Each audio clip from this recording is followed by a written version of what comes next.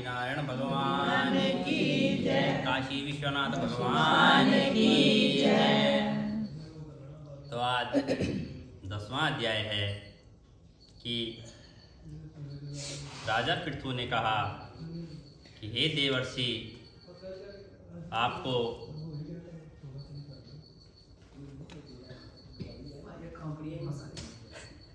आपको नमस्कार है।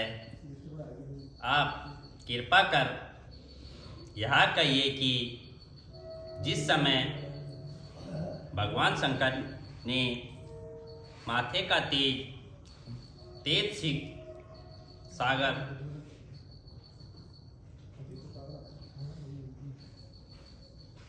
माथे का तेज क्षीर सागर में डाल दिया, उस समय क्या हुआ था।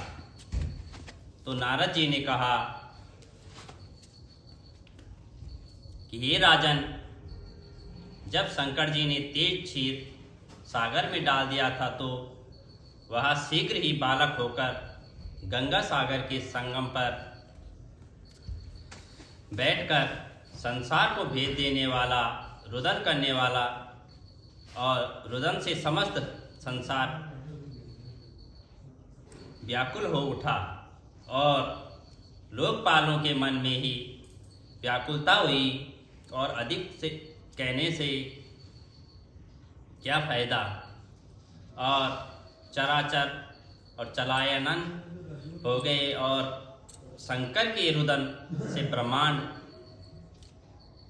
व्याकुल हो गए।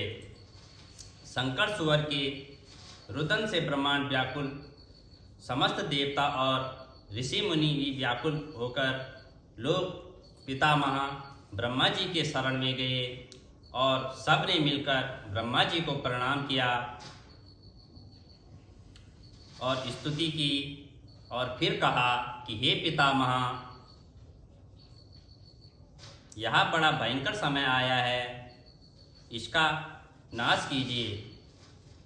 तो देवताओं की बात सुनकर ब्रह्मा जी सत्यलोक से उस बालक को देखने के लिए समुद्र तट पर आए और समुद्र से ब्रह्मा जी को आते देखकर उन्हें प्रणाम किया और बालक को उठाकर उनकी गोद में दे दिया। तब विस्मित होकर ब्रह्मा जी ने पूछा कि हे सागर, तुम शीघ्र बताओ कि यह बालक किसका है। तब समुद्र ने कहा कि हे प्रभु, यह तो मैं नहीं जानता हूँ, किंतु मुझे इतना अवश्य ज्ञात है कि यह गंगा सागर के संगम पर प्रकट हुआ है। अतः आप इस बालक का जाति कर्म आदि संस्कार कीजिए, इस जातक का फल बताइए।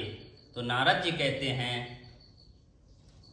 कि उधर तो सागर ब्रह्मा जी से ऐसे कह रहा था कि उधर सागर पुत्र भी ब्रह्मा जी के गले में हाथ डालकर बार बार उनको आकर्षण कर रहा था। अब तो उसने ब्रह्मा जी का गला जोर से पकड़ा और वे पीड़ित होकर नेत्रों से आंसू डालने लगे। किसी प्रकार उन्होंने अपने दोनों हाथों से जोर लगाकर गला छुड़वाया और सागर से कहा, सुनो, मैं तुम्हारे पुत्र का जातक फल कहता हूँ कि मेरी आंखों से जो जल निकलता है, इस कारण इसका रूप नाम जलंधर होगा। यह पैदा होने के साथ ही तरुण हो गया और इसके बाद सब शास्त्रों का परंपरागत पराक्रमी और महावीर जवान और रण दुर्गम तथा सभी दैत्यों का परागण और श्री भगवान विष्णु को जीतने वाला होगा।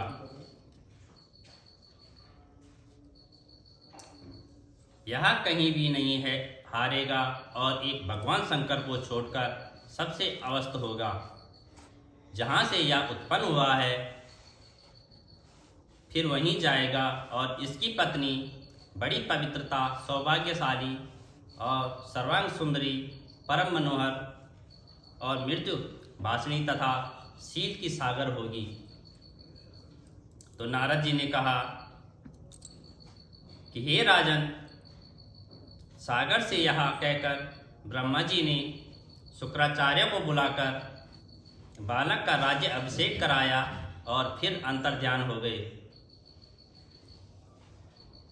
अब तो उस बालक को देखकर सागर बहुत प्रसन्न हुआ और कितने ही उपाय से उसका पालन करके बड़ा किया। फिर कालनेम नामक असुर को बुलाकर उसकी वृंदा नाम की पुत्री से उसका विवाह कर दिया और अब शुक्राचार्य के प्रभाव से वह दैत्यों पर राज्य करने लगा।